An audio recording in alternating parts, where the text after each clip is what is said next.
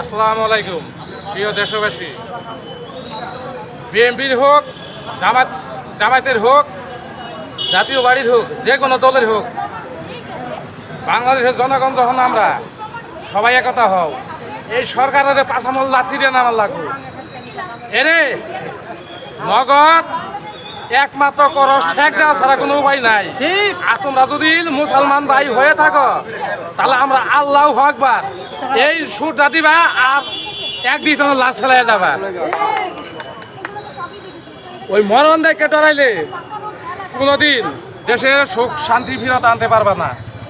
আর তোমরা যেতে যাই করো, এইবার খেলা জমামু, কিন্তু ওবায়দুল কাদের বলছে না যে বাংলার মাটিতে খেলা হবে।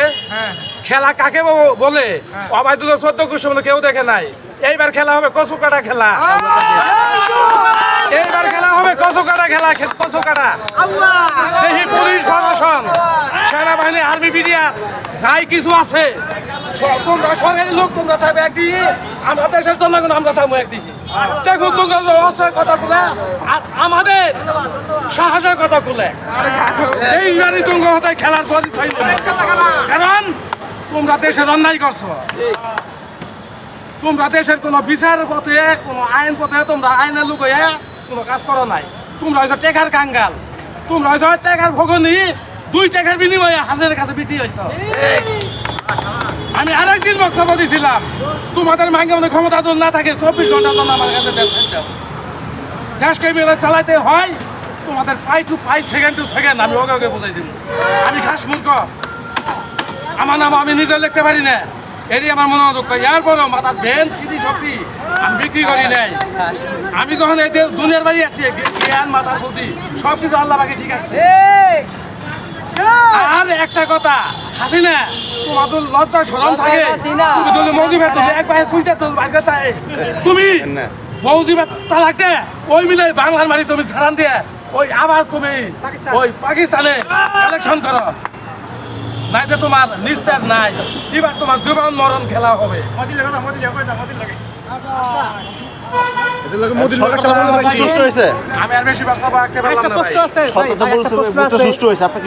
শেখ হাসিনা যখন নির্বাচনে পাশ করলো, তখন সবার আগে মোদি শেখ হাসিনার ফুল দিয়ে শুভেচ্ছা জানাইলো। মোদির লোকের শেখ হাসিনার কি সম্পর্ক এটা তো জানতে আর আলাদা অবৈধ সম্পর্ক আছে। ওয়াজিতে আলীর লগে শেখ হাসিনা যে ওয়াজাত আলীর বউ, ওর বাড়ি যে গাইবান্ধা ফিরগুস, গাইবান্ধা ফিরগুস যে ওয়াজেতে আসিল পারমাণবিক বৈজ্ঞানিক আমেরিকার। এই যে স্বামী কি জিনিস, হ্যাঁ স্বামীর হাতে কোনো সোম কি ছিল না, ভালো সম্পর্ক ছিল না। ও স্বামী রাজনীতি পছন্দ করতো না। হাসিনারে বলছিল যে হাসিনা তুমি রাজনীতি বন্ধ করো, কারণ ওয়াজিদ আলীর বংশবালা, হাসিনার বংশবালা না। হাসিনার বংশটা এই যে চুরের ঘরের জন্ম, ভাবিত যে চুর, চুর না হলে এই সমস্ত কার্যকলাপ বাংলার মাটির মধ্যে হয় কি করে? আরেকটা দেশ কি ওর বাপে স্বাধীন করছে? ওর বাপে স্বাধীন করেন নাই। দেশ যেসব যুদ্ধ বাঁচছে, ওই যেদিন যুদ্ধ বাঁচা আগে ফার্স্টে বাঁচছে চিটাগাং, তারপরে বম ফুটেছে ধানোয়া কামালপুর। এই 2 জায়গায় বম ফুটানি হতে, যেই রাইতে বম ফুটে ওই রাইতেই সেখানে হ্যান্ডকাপ লাগাই নিয়ে ওই পাকিস্তানের বরফের মধ্যে ঢুকাই থুইছি। দেশ রক্ষা করলে, দেশের জন্য যুদ্ধ করলে যে রহমান করছে। আর তারেক দিয়ে হয়েছে আমার ঘুমাতে ক্লাসমেন্ট বন্ধু লোক, আমার তো বসে বড় না। তারেক জিয়ার যে বয়সটা ততদিন, আমার বয়সটা ততদিন।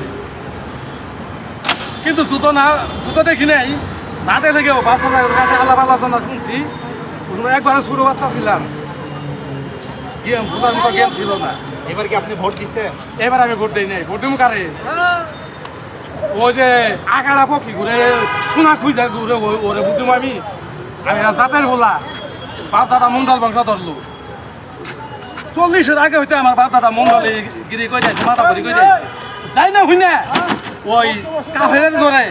আর ওই যে মুনাফিকের বাচ্চারা আমি ভোট দিতাম না, আমার ভোট আমি দিতাম না। আমার ভোট হাসিনা যা কছ লাইফে এবার 7 গুণ দুদিনতে নঙ্গিরে তোলা করে মুইতে দিমু, ডাইরেক্ট কয়ে দিলাম নঙ্গিরে তোলা করে মুইতে দিমু। সরকার বলছে এবার তো ভোট সুষ্ঠু হয়েছে, আপনি কি মনে হয়? সরকার জুতা দিয়ে ভাই দিয়ে একেবারে এরা বাংলার মাটি ছাড়া করা লাগবো। ওর সাথে অনেক স্টাফ সহ একটা সালারে ছাড় নাই।